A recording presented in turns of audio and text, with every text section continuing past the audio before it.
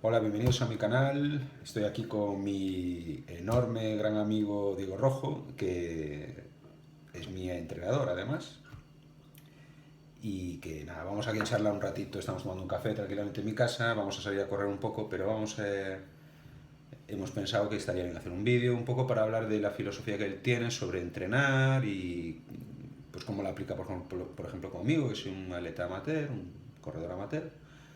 Y nada, Diego, hablamos un poquillo de esto, ¿no? Voy a presentar un poco a Diego, ¿sí? Él es licenciado en Educación Física, es profesor de Educación Física en instituto y bueno, es un deportista desde muy pequeño, siempre ha hecho mucho deporte, toda su familia es muy amante del deporte, tiene una hermana maratoniana formidable, además de una gran persona, y él también es maratoniano. Y bueno, un poco hablando de su pasado a nivel deportivo, quizá no digo las actividades más destacadas, quizá fuiste ciclista muchos Sí. años y también, bueno, pues le diste a la escalada, Sí, montañero montañas. y quizá varios deportes, pero quizá estos dos un poco Ujú.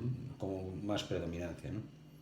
Entonces, bueno, pues Diego me hace muchos planes de entrenamiento y la verdad es que a mí me da la vida porque aunque más o menos con los años voy un poco, que hoy vamos a hablar un poco de esto, voy entendiendo la inercia de cómo hacer las cosas ya me va dejando solo, ¿verdad? Algunas veces, algún periodo así, en plan, búscate la vida que sabes lo que hacer, pero bueno, cuando tengo una carrera un poco más seria o que requiere un poco de organización, porque es así al final, ¿no? Ujú. Pues él es el que no solo me echa una mano, sino que me orienta fenomenalmente.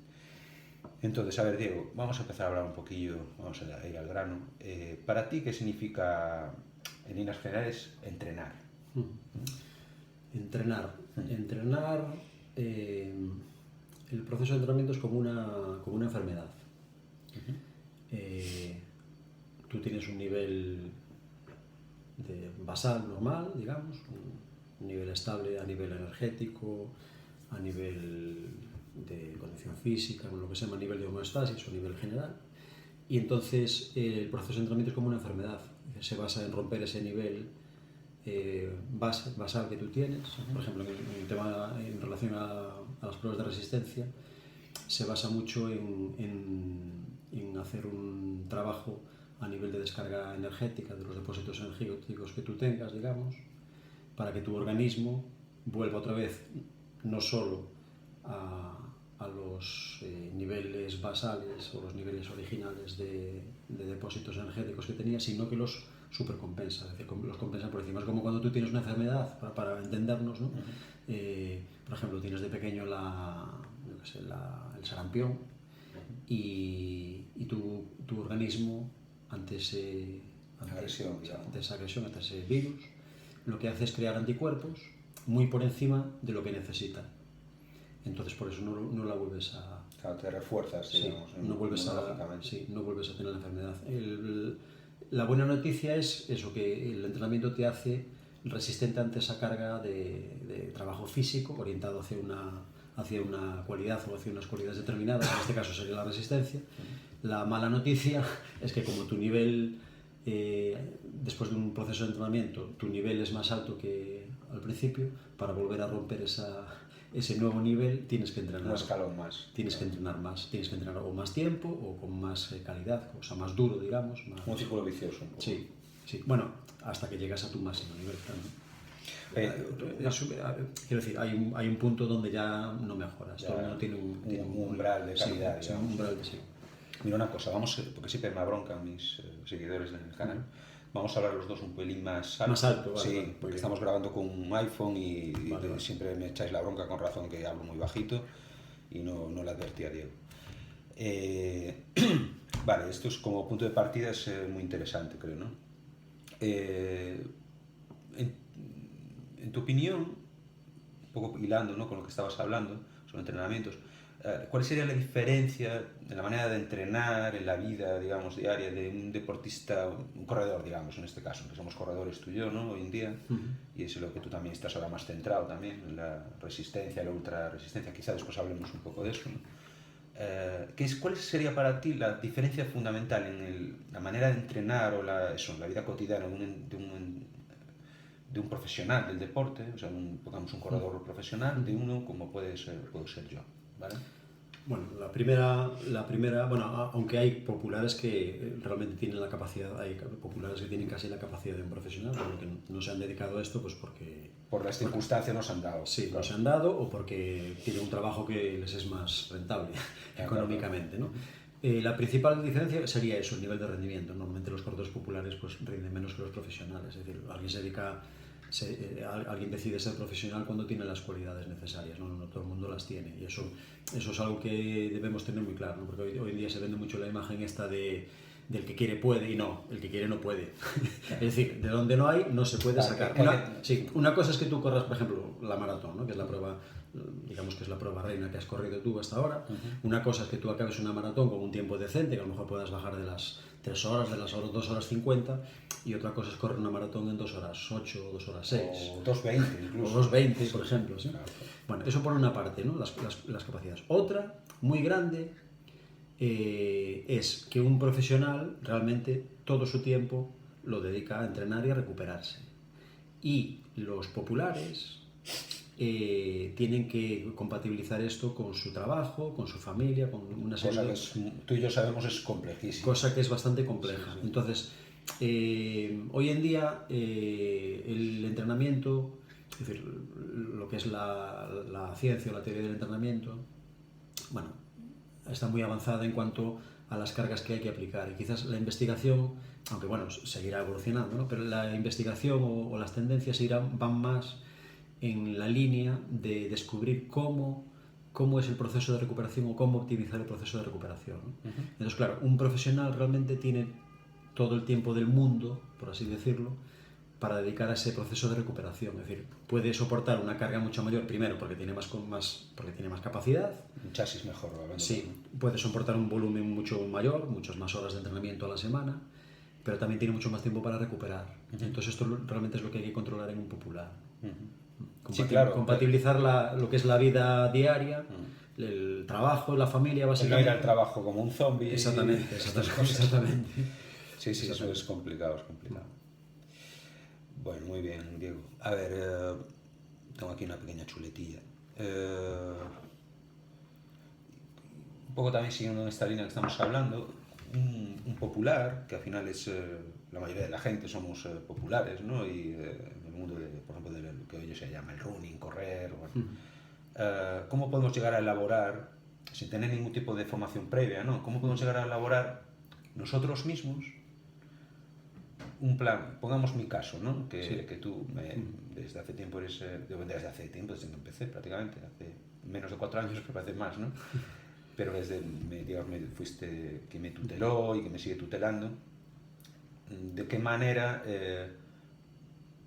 me darías ya, digamos, rienda suelta que yo hiciera un plan de entrenamiento yo solo en algún momento dado, o de alguna carrera concreta, etcétera, ¿no? A ver, obviamente la experiencia te da tablas, ¿no? Es decir, la experiencia de varios años de entrenamiento poco a poco te hace saber cómo son las cargas, qué cantidad de kilómetros, de horas tienes que hacer, cuánto trabajo de condición física paralelo tienes que hacer, de reforzamiento muscular, entrenamientos de calidad, sí, cuándo aplicarlos. Eso por una parte, la experiencia. Claro, la experiencia de dónde viene. La experiencia viene de las fuentes. Y las fuentes, obviamente, o son un entrenador o alguien que realmente tenga conocimientos. También puede ser un corredor. Hay corredores que a lo mejor nunca han estudiado, no han hecho ni INEF, ni un ciclo, ni un curso de entrenadores federativo, no son técnicos deportivos, pero llevan muchísimos años. Tiene mucha experiencia. Tiene mucha experiencia. Entonces, bueno, las fuentes son los técnicos, sean de la rama que sea, ¿no? O provengan de donde provengan, ¿no? O sea, perdona que te interrumpa. Entonces, para ti, ¿qué de tanto determinante es, por ejemplo, una titulación oficial a la hora de entrenar? Es un tema delicado este. Bueno, oficial o no oficial, ¿no? Pero... O sea, alguien, por ejemplo, como tú bien dices, que tiene mucha experiencia. Sí. Y... Lo más importante, porque, a ver, obviamente, si tú haces el curso de entrenador nacional de atletismo o el de técnico superior de atletismo o haces INEF, tienes muchos conocimientos sobre teoría del entrenamiento y puedes... Bueno, y luego la experiencia. Pero yo creo que la experiencia es tan importante como lo otro. Sí, pero bueno, el autodidactismo existe Sí, también, ¿no? y también existe. Con los medios que hay hoy, Sí, internet, ¿no? sí, sí, entonces es posible. Claro, ¿qué debería saber primero un popular a la hora de plantear su entrenamiento? Lo primero es conocer cómo funciona su organismo, ¿no? Conocer cómo son los sistemas energéticos, bueno, cómo es su aparato muscular, cómo funciona, a un nivel muy básico, tampoco hace falta estudiar medicina, digamos, ¿no? O INEF.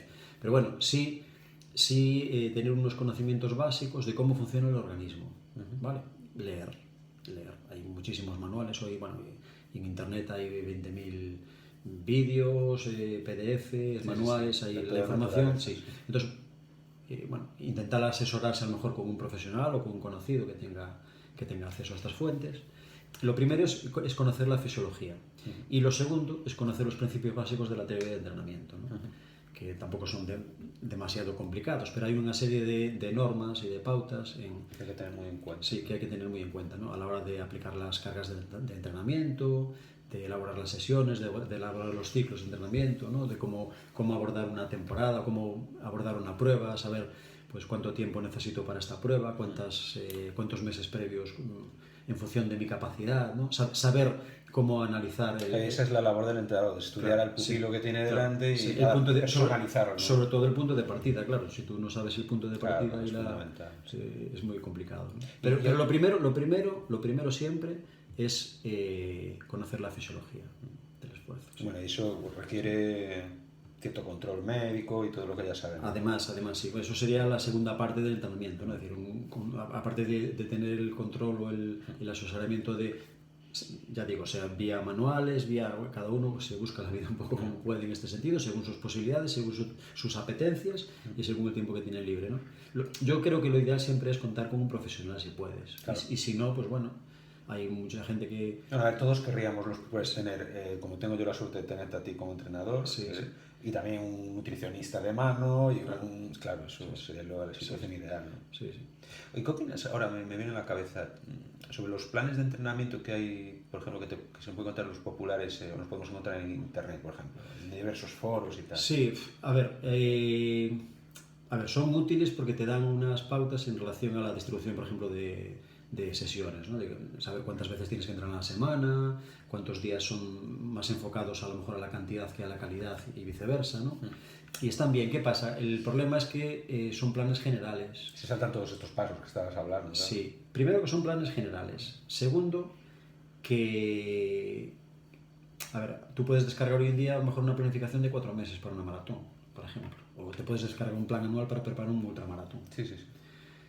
Pero eso es algo general. Es como decir, bueno, doctor, ¿y yo cuánto tiempo voy a tardar en pasar la gripe? Vale, pues no lo sé. A lo mejor son 2 días, a lo mejor son 3, a lo mejor son 5. Vale, es una gripe.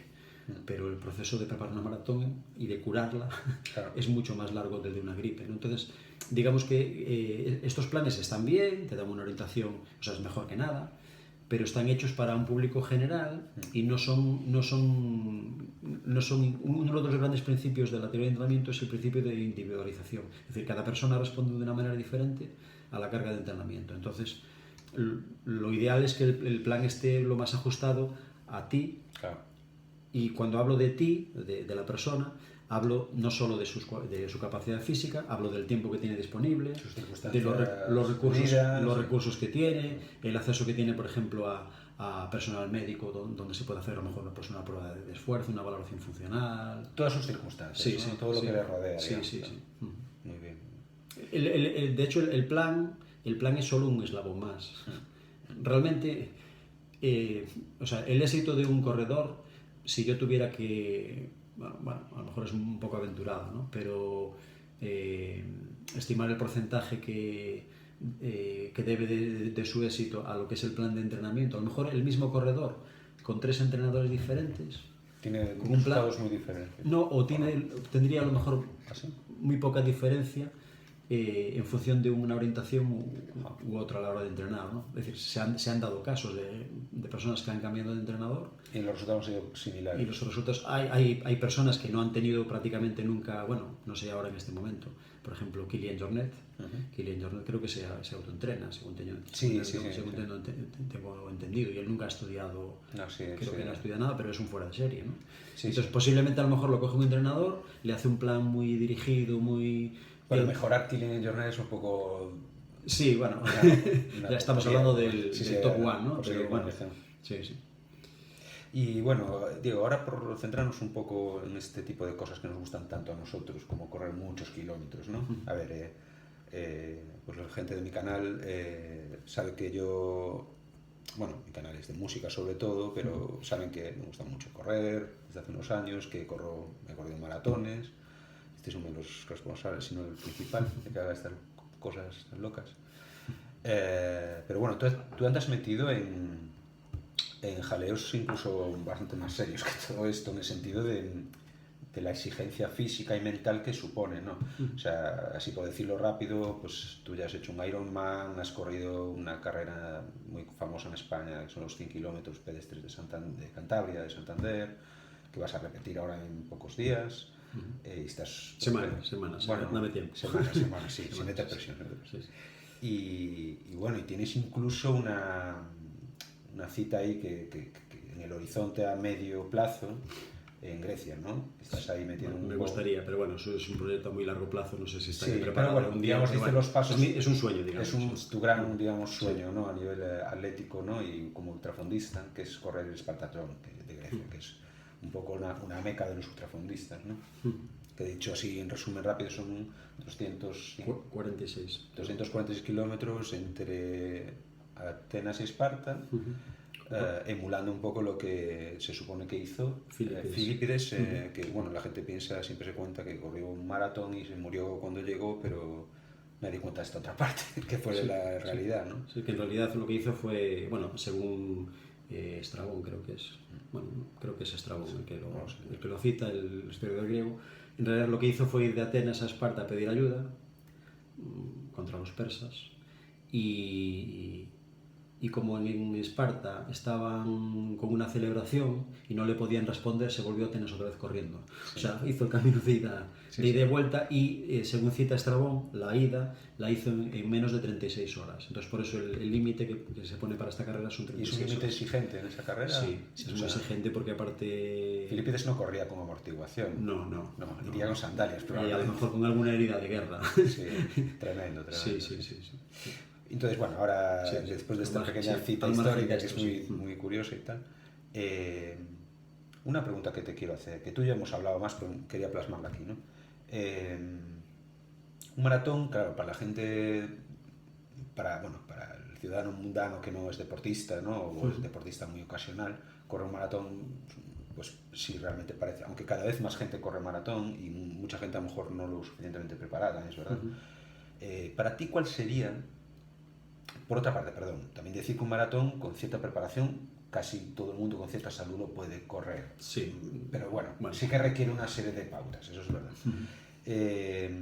La diferencia o diferencias fundamentales entre una preparación, por ejemplo, de un maratón, que es una prueba muy exigente a nivel de kilómetros, de resistencia mental y física, con una carrera como donde estás tú metido ahora. O sea, pongamos 100 kilómetros ultrafondo, decir Ironman, pero quizá, bueno, centremos en lo que es puramente correr, ¿no? 100 kilómetros, el Espartatlón, o sea, ¿eso es parecido, muy diferente? Eso no tiene nada que ver una prueba con la otra. A ver, bueno, hablo desde mi experiencia. Pero a nivel de entrenamiento, sobre todo. Sí, a nivel de mi experiencia, ¿no? Que tampoco es muy extensa, pero bueno. La gran diferencia es, primero, obviamente, cuanto más larga es la prueba, tú sabes que se corre más lento. Eso es así. Entonces, la buena noticia es que si preparas un 100, no tienes que hacer tantos entrenamientos de calidad, a ritmos altos, a ritmos vivos, entonces sufres menos por esa vía. La mala noticia es que el volumen de kilómetros es mucho más alto. Sí, es muy alto, porque el principal problema de una prueba de ultrafondo es, para mí, es el dolor muscular y articular. El proceso inflamatorio. Hay un proceso inflamatorio... Que no tiene nada que ver con el del maratón. No, o sea, el maratón lo puedes empezar a percibir. Sí, bueno, para que nos hagamos una idea. A ver, la maratón es una prueba muy dura, muy dura, ¿vale? Es una prueba durísima. Sí, tú acabas de correr uno hace muy pocos días. Sí, hace 8 días. Y sigue cansando a pesar de hacer las carreras de ultrafondo. Sí, ¿no? Sí. Y es una prueba muy dura porque se corre a un ritmo bastante, o sea, comparado con un 100 mucho más alto, ¿no? Y eso, bueno, Claro, a lo mejor los que estáis escuchando pensáis, bueno, un ritmo de 100, a trote pachanguero, para que os hagáis una idea, un corredor de élite de 100 corre por debajo de 4 minutos el 1000 en los 100 kilómetros. Es una absoluta barbaridad, ¿no? Pero bueno, O sea, vamos a hablar... que yo tengo un 10.000, Sí, vamos a... 100 kilómetros. Sí, pero bueno, vamos a hablar de gente normal. Sí, bueno, este vídeo está enfocado para cualquiera que le pueda interesar, pero sobre todo para populares. Sí. Entonces, hay una valoración del daño muscular, un marcador del daño muscular, que es la cantidad de CK, de creatinquinasa, en sangre. Se puede saber a través de una analítica. Entonces, a mayor cantidad de CK, se entiende que hay más daño muscular, porque en una prueba de estas el problema es que llega un momento en que se empiezan a producir micro roturas por los impactos y demás, y hay un daño muscular bastante grande, aparte del muscular. Bueno, pues en una prueba de 100, a pesar de que solamente es 2 veces y pico más grande que una maratón, los niveles de CK a veces llegan a ser hasta 10 veces más altos. Bueno, o sea, es exponencial el daño. Sí, es exponencial. Entonces el dolor es bastante grande. Me estoy acordando de una anécdota. Bueno, sabes que en diciembre corrí las 24 horas de Barcelona, y bueno, así con más pena que gloria, pero bueno, yo solo hice 180 kilómetros. Pero bueno, hubo gente como por ejemplo Eva Esnaola, que es una gran ultrafonista española, que de hecho batió el récord de las 12 y las 24 horas para mayores de 50 o 55 años en esa prueba. Y bueno, yo coincidí con ella son 24 horas dando vueltas a una pista de atletismo.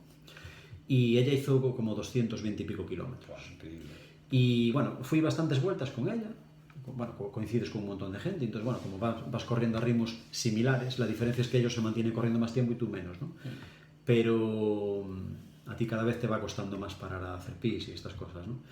Y iba corriendo con ella y tal, y no me acuerdo en qué kilómetro, mejor en el kilómetro 130, llevamos a lo mejor, no me acuerdo, 12 horas corriendo, 14, no me acuerdo, era de noche.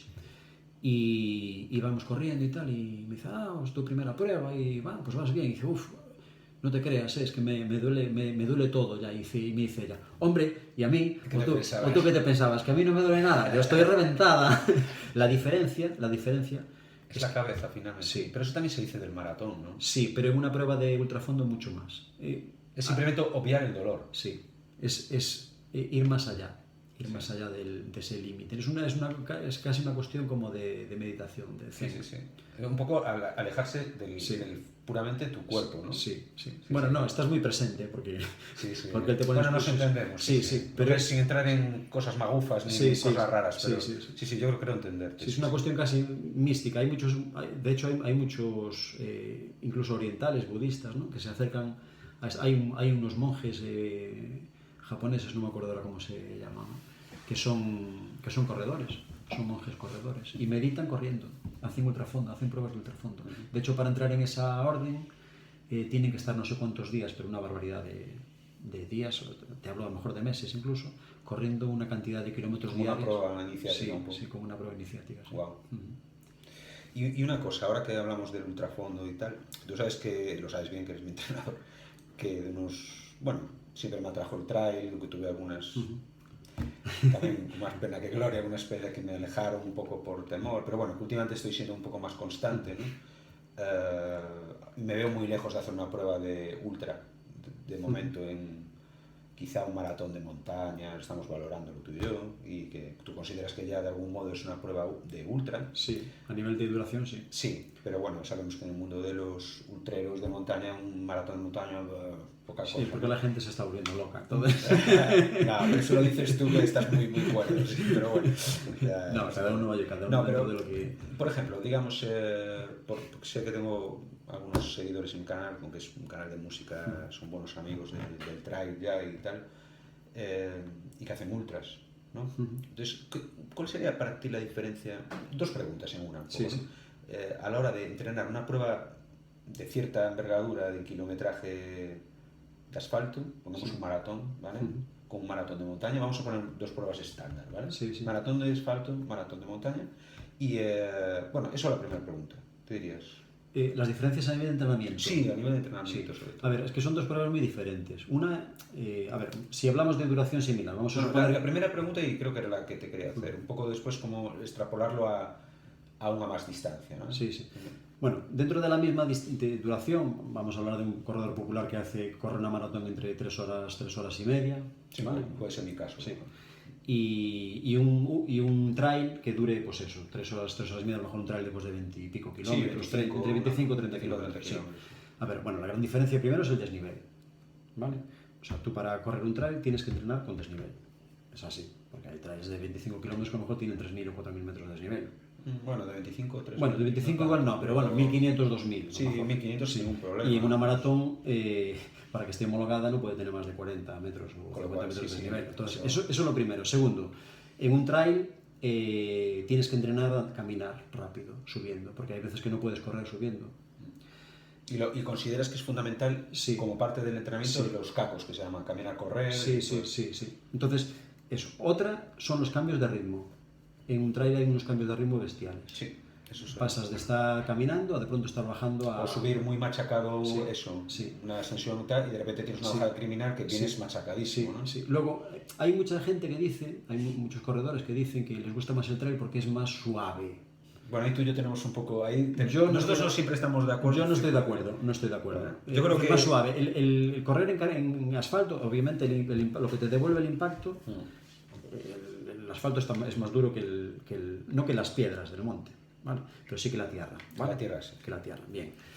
Y el ritmo al que corres es mucho más alto, el ritmo medio, ¿vale? Por lo tanto es mucho más intenso, el ritmo es más estable y bueno, quizás es más exigente a ese nivel porque tienes que mantener un ritmo cardíaco, de carrera, bueno, el nivel de exigencia medio es más alto. ¿Qué pasa? La gente no está dándose cuenta, o muchos de estos corredores no se están dando cuenta de que cuando tú bajas en trail, sí, a lo mejor a nivel cardiovascular vas más suelto, pero la exigencia a nivel muscular y articular es bestial. Sí, bueno, es verdad. Porque pero supongo yo que como pasa en el asfalto, que yo lo vi en mí mismo, ¿no? Que fui mejorando mucho mi técnica de carrera, eso me ayudó a ser más eficiente, ¿no? Sí. También hay un tema de pura técnica de carrera en montaña, es decir, hay que hacer series también de bajadas. Sí. Mira, con respecto al tema de la bajada, tú cuando bajas, por ejemplo, a nivel de cuádrices... Que tú sabes que yo voy acojonado. Sí. Bueno, cada vez, poco a poco. Sí, aparte los dentistas tienen que vivir, entonces... Sí, ya la tengo arreglada. Bueno, entonces, tú cuando bajas, lo que predomina en el tren inferior, en las piernas, son las contracciones excéntricas. Para que nos hagamos una idea, es como cuando te agachas, ¿no? Tú estás de pie, te agachas... Tú te agachas porque el cuádriceps, los gemelos, pero vamos a centrarnos en el cuádriceps, por ejemplo, ¿no? El cuádriceps está aguantando tu peso cuando tú te agachas, ¿no? Y se está contrayendo, pero se está elongando al mismo tiempo. Eso se llama contracción excéntrica, en vez de concéntrica, excéntrica, ¿vale? Bueno, el daño muscular que se produce en una contracción excéntrica repetida es mucho mayor que en una contracción concéntrica. Que es la típica del asfalto. Sí, no. Es más, se da más en el trail porque en el asfalto no hay bajada. O sea, no, me refiero que la concéntrica es la típica del asfalto. No, bueno, en el asfalto se da en la fase de apoyo, en la fase de aterrizaje, ahí hay una contracción excéntrica y luego cuando impulsas claro, pero mucho menor que... pero bajando, claro, y corriendo, o sea, y en trail también, es decir, la zancada es la misma, ¿vale? ¿Qué pasa? Las zancadas son más largas o más cortas, pero ¿qué pasa? Claro. Que el impacto o el peso que tiene que aguantar, por ejemplo, en este caso el cuádriceps y las rodillas, bajando, se ve multiplicado por la acción de la gravedad. Entonces el daño es mucho mayor. Incluso, yo he leído algún artículo de algún entrenador inglés que sostiene que para ultrafondo en carretera, que él dice que el daño muscular, las microroturas que se producen en una prueba de ultrafondo, una manera de entrenarlas es corriendo bajando. Ellos hacen series bajando. En asfalto hablas, ¿no? En asfalto. Vale. Y esto se da más en el trail. Sí. Se da mucho más en el trail, ¿no?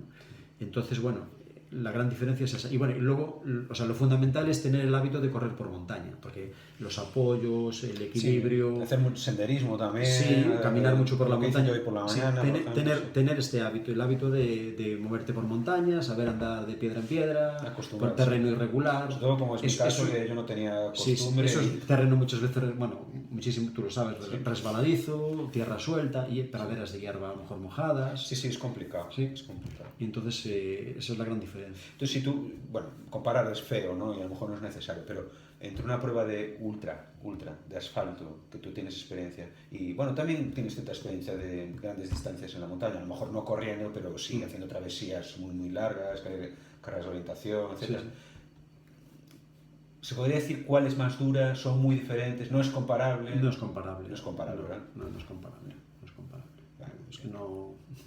Sí. Son casi deportes un poco diferentes. En el fondo. No, a ver, tú puedes combinarlos. De hecho, hay mucha gente que lo combina. Claro, si tú quieres estar al máximo nivel en trail, correr en asfalto, pues no es que te perjudique, puedes hacerlo, pero no vas a estar al máximo. O sea, tienes que elegir. Y para los amateurs, por ejemplo, como es mi caso, que estoy llegando al punto en que estoy encontrando casi un 50-50. Yo en el caso de los populares diría, haz lo que más te guste. Haz lo que te guste, disfruta y cuídate la salud y punto. Sí. Muy bien. Y si puedes compatibilizarlo, pues ¿por qué no? Bueno, mira, Diego, estoy mirando, llevamos media hora de charla. Bueno. Pero antes de acabar, vale, te agradezco mucho tu tiempo. Bueno, ahora nos vamos los dos a hacer unos kilómetros que hace un calor hoy aquí, pero bueno, hay que hacerlo. Aquí Diego, además de todo lo que es, que ya veis que es un crack, un súper amigo, un gran amigo, es músico también, ¿vale? Él, igual que yo soy atleta amateur, él es músico amateur. Y aquí nos hacemos muchos intercambios culturales, ¿no? Y deportivos. Y entonces yo tengo una pregunta, que es un guiño también a mi canal, que sabéis que en principio es más dedicado a la música. Es, para ti, Diego, ¿cuáles son las, vamos a decir, similitudes en este caso, ¿vale? Entre los músicos, que tú sabes que yo y yo hemos hablado mucho de este tema y a ti te apasiona. Sí. Esto daría para a lo mejor hacemos una segunda parte. Vamos a dejarlo así abierto como las películas, pero muy sesgadamente, bien, muy pocas palabras, que ya llevamos mucho. ¿Qué pasa entre músicos y deportistas? Que el proceso musical es un proceso de entrenamiento, de una habilidad motriz fina, bueno, o no tan fina, porque un percusionista mueve muchos kilos, un contrabajista mueve mucho, y un chelista también mueve muchos kilos. Una vez tuve el... Bueno, perdón, a todo esto Diego es instrumentista, músico amateur instrumentista, toca el laúd, la guitarra, el arquilaúd, instrumentos de pulso y púa, digamos. Pues, no, de pulso, de cuerda pulsada. Bueno, la guitarra eléctrica no lleva... Sí, pero la guitarra eléctrica la uso solo para fastidiar a los vecinos, no es que la toque. Bueno, tocar con tu hija, tal vez. Sí, a veces sí, hace mucho tiempo ya. Eso. Pues el proceso, tú lo sabes, el proceso de preparar un concierto es un proceso de entrenamiento, a más o menos largo plazo. Y tienes que hacer un plan. Sí, tienes que hacerte un plan de ensayos, de entrenamiento, y es un esfuerzo físico. Aparte de mental, de concentración y demás, es un esfuerzo físico, entonces requiere una condición física. Y hay bastantes estudios sobre esto, incluso a nivel de exigencia cardíaca, en ciertos instrumentos y más. En un curso que tuve la suerte de poder dar sobre música y condición física, trabajo físico con músicos, o preparación física aplicada a músicos y demás, aquí en Santiago, sobre todo eran profesores de conservatorio, y bueno, vino algún profesor de educación física también interesado en el tema y demás. Se me ocurrió valorar la carga simplemente a nivel de kilos que podía mover un pianista en un concierto. ¿Vale? Y me daban varias toneladas. Un solista de piano. Sí, ¿no? Y daban varias toneladas. Pues es una barbaridad. Si tenemos en cuenta que cada tecla son como 50 gramos, si está bien calibrada, está moviendo con el tren superior. Vale, son pequeñas cargas de cada vez, pero el efecto es sumatorio. Y me daba, no me acuerdo, era 1,5 toneladas o 2 toneladas. Ya estamos hablando de una carga... Pues con este dato que nos está dando Diego, que es flipante, yo lo desconocía y también me puedo hacer una idea del trabajo que puede hacer un chelista también tocando, que tiene que ser bastante fuerte. Lo vamos a dejar así, porque yo creo que esto puede dar a que otra vez le hacemos una segunda parte a Diego y podemos ahondar en el mundo de los músicos y los deportistas, ¿no? O cómo aplicar pautas del deporte a la música. Pues mientras haya café, lo que quieras. Sí. Bueno, y vamos a dejar aquí. Gracias, Diego. No vamos a ir a entrenar ahora, ¿eh? O sea que todos a entrenar, ¿eh? Y a estudiar. Pues, flauta. Venga, chao, gracias. Chao.